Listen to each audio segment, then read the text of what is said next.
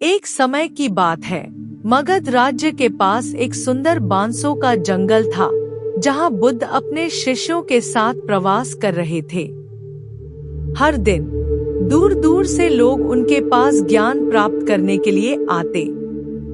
बुद्ध सरलता और शांति से भरे व्यक्ति थे और उनकी शिक्षाएं लोगों के हृदय को गहराई से स्पर्श करती थी।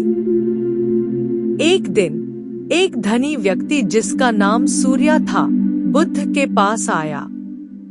वह बेहद सफल व्यापारी था, जिसके पास अपार धन संपत्ति थी, लेकिन वह चिंता और दुख से घिरा हुआ था। उसकी नींद हराम हो चुकी थी और मन में शांति का कोई नामो निशान नहीं था।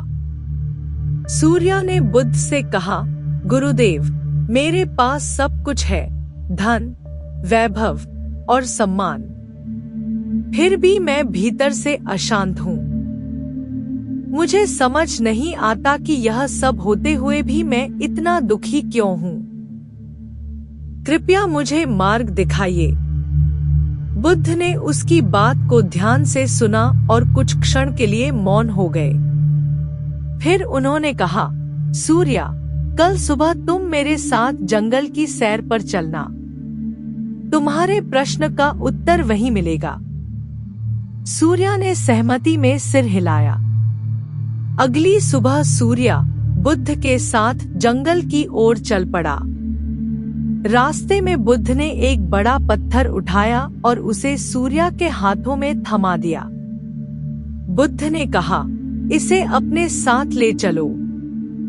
सूर्या ने पत्थर को उठाया और चलने लगा। शुरुआत में उसे कोई कठिनाई महसूस नहीं हुई, पर धीरे धीरे वह पत्थर भारी लगने लगा। सूर्या की चाल धीमी हो गई और उसका शरीर थकान से चूर होने लगा। फिर भी उसने बुद्ध से कुछ नहीं कहा और चलता रहा। कुछ देर बाद सूर्या की सहनशक्ति टूट गई। उसने बुद्ध से कहा, गुरुदेव, यह पत्थर बहुत भारी हो गया है, मैं अब और इसे नहीं उठा सकता।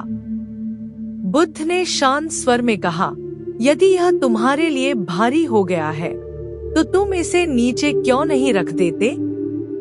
सूर्या एक पल के लिए चौंका।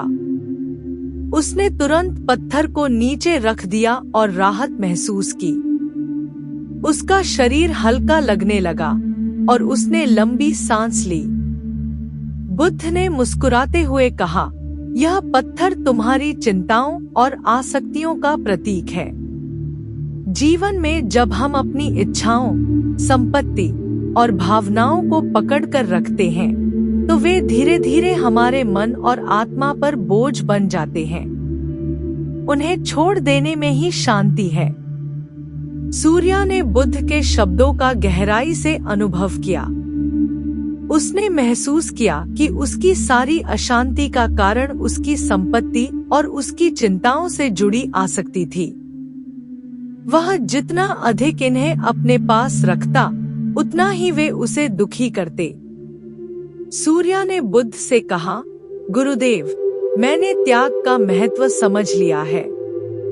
मुझे एहसास हुआ है कि चीजों को छोड़ना ही असली सुख और शांति की कुंजी है।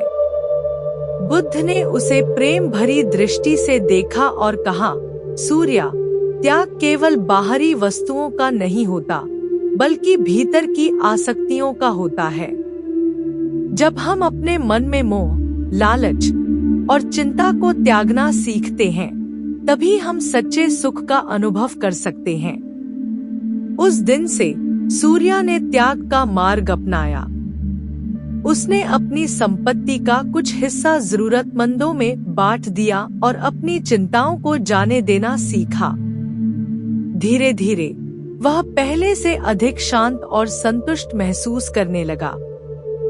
उसके मन में शांति का वास हुआ और वह सच्चे सुख की ओर अग्रसर हुआ।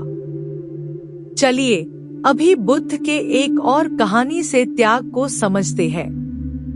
एक दिन एक धनी व्यापारी उनके पास आया, जिसका नाम धनपाल था। वह अत्यंत परेशान था, हालांकि उसके पास धन संपत्ति की कोई कमी नहीं थी, फिर भी वह सुखी नहीं था।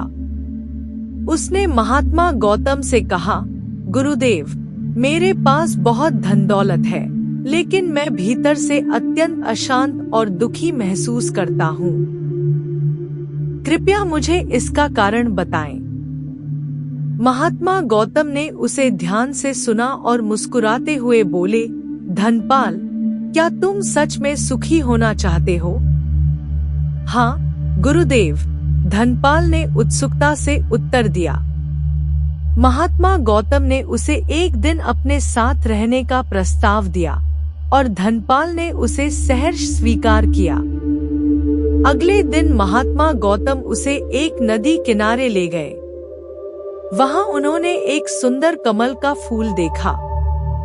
महात्मा ने कहा, यह फूल कितना सुंदर और पवित्र है ना? धनपाल ने सहमति में सिर हिलाया। महात्मा गौतम ने फिर कहा, अब इस फूल को तोड़ लो और इसे अपने पास रख लो। धनपाल ने बिना सोचे समझे फूल को तोड़ लिया। जब वह फूल को अपने हाथ में लेकर वापस आया तो उसने देखा कि फूल मुरझाने लगा था।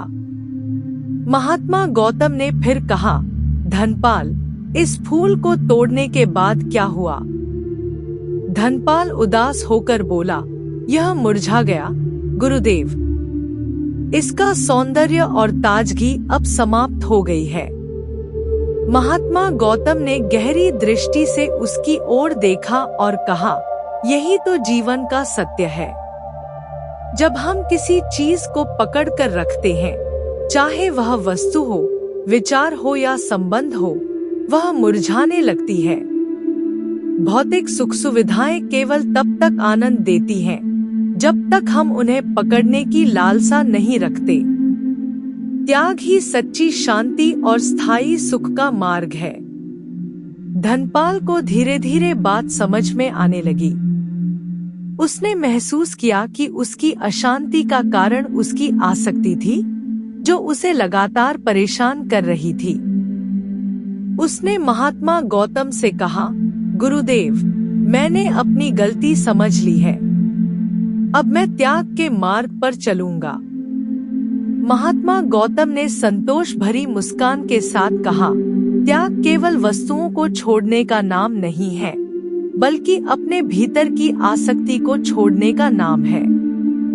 जब हम त्याग करना सीखते हैं, तभी हम सच्चे अर्थों में स्वतंत्र होते हैं। उस दिन से धनपाल ने अपने जीवन को बदल लिया। उसने अपनी आसक्तियों को त्याग दिया और शांति प्राप्त की।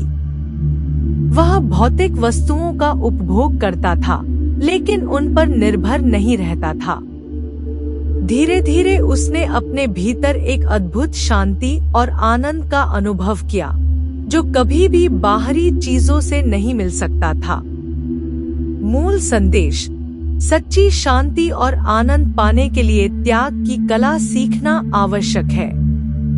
जीवन में चीजों को पकड़कर रखने की बजाय उन्हें जाने देना सीखें, क्योंकि यह त्याग ही हमें आंतरिक शांति और स्वतंत्रता की ओर ले जाता है। त्याग जीवन का एक महत्वपूर्ण पाठ है। जब हम अपनी आसक्तियों और व्यर्थ की चिंताओं को छोड़ देते हैं, तभी हम सच्ची शांति और आनंद का अनुभव कर सकते हैं। जीवन में हल्कापन और सुख पाने के लिए हमें केवल वस्त्रों को नहीं, बल्कि हमारे मनोविकारों को भी त्यागना चाहिए।